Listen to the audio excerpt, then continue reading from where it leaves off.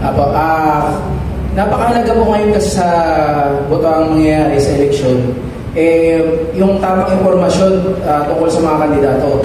Nakakalungkot po na isipin na marami sa kababayan natin maaaring boboto base sa mga narinig pa ng fake news. Ano po ba ang number one na fake news about Senator Tolentino at ano po ang factual news tungkol doon? Yung tawag-tawag nila na yung manumbing. Alam mo, wala na sa word ng tawag ng Jensen yung manumbing. Ako, paano nag-hype yun tuwing survey period? Yung survey, manumbing. Alam mo yung nangyari talaga na? When I kinausap ko si Robert Padilla, sabi ko, alis na ako sa PTP. Makasamahan niya ako kay Digong. Papaalam na ako, in fairness to all. Ang reason ko ganito, alam din ito ni Bibian. I want to leave because I am not comfortable with the party in dealing with the China issue to treat it in a bilateral manner. Dalawa lang ako sa Philippines-China. Ang sinasabi ko po, at dapat kausap natin yung 185 countries na pumirma. Ang nag-lead po noon sa UNCLOS Convention, pinadala ni Pangulong Ferdinand Marcos Sr., si Senator Arturo Tolentino. Siya po ang nag-invento ng katagang archipelagic sea lane, archipelagic doctrine. So, ang kausap natin is 185 countries. Not one country alone. We have to deal with Japan, Korea, United States, we have to deal with Australia, Brunei Darussalam, lahat. China na ang kausap. Sabi ko parang mali. So dahil po doon, on the basis of that principled policy difference, I resigned. Pinag-resign din po ako ni Senator Robin. Sabi ko, di alis ako. Yun po ang dahilan nun. Ang dahilan po nun, mas gusto ko po mas mataas ang respeto ng Pilipinas, ng Pilipino, sa mata ng 184 countries kaysa po sa isa. Mas gusto ko po noon kampihan lagi ang karapatan at interes ng bansang Pilipinas. What is good for the Philippines, what is good for the Filipino nation is likewise what I should pursue. So because of that reason, I resigned. Kaya yung mga hindi nakakaintindi, iniwan mo ko, hindi po totoo yun. Kaya na Senator Padilla. That's probably the reason why he's also endorsing me. Pero yun ang dahilan kasi hindi ko kayang harapin ang usaping West Philippine Sea na matagal kong pinaglalaban na naging senador ako na ang kausap lang ay isang bansa. We have to deal with Singapore kasi yun din ang dinadaanan ng barko papuntang Singapore. We have to deal with South Korea and the rest of the world. Look at what is happening right now. The European Union is supporting us. The United States is supporting us. Even other African countries are supporting us. Japan is supporting us. Eh kung isa lang yung kausap natin, mali. The International Law of the Sea Convention is a treaty involving 185 countries.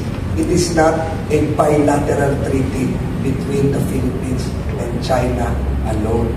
So we have to deal with the matter in a more cohesive, universal manner. That's the reason why I resigned, and that is what I feel is for the good of the Filipino people. Sir, yung pasok po kasi kayo po pupush po talaga itong investigation na to regarding po doon sa na China. Ngayon po sa ating mga, di natin masasabi, may mga kasama po talaga kayo na pilit sigurado kung pipigilan po yung mga witness or yung tatawagan po na pumunta po para maging source person po sa hearing. Ano po masasabi nyo sakali sa kanila para matapos sa puto matuldukan na yung ginagawa ng China para sa Pilipinas? Mga China pa pumigil dyan eh. Hindi natin masasabi kung ano yung gagawin nila. Pero tanungin nyo yung sarili nyo. Simula nung nilabas ko yung kontrata, sumagot na ba ang China para sabihin hindi totoo yung kontrata? Simula nung nilabas ko yung mga screenshots ng mga chats na dinidenounce at gobyerno, BBM, lahat, sinisiraan. Dininay na ba yan ng China? Simula na nilabas ko yung check eh. Bank of China, BGC na magdala ko nga rito eh. Kasalan. Gusto nyo makita ulit? Yes. Opo. Ang labo sa screen. Simula nung nilabas ko yun, iliitan ko na lang kasi mahirap yung malaki. Malaki naman yung amount.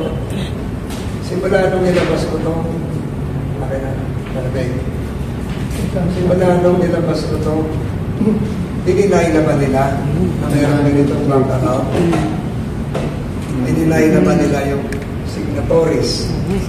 Dininay naman nila yung branch. Dininay naman nila yung account.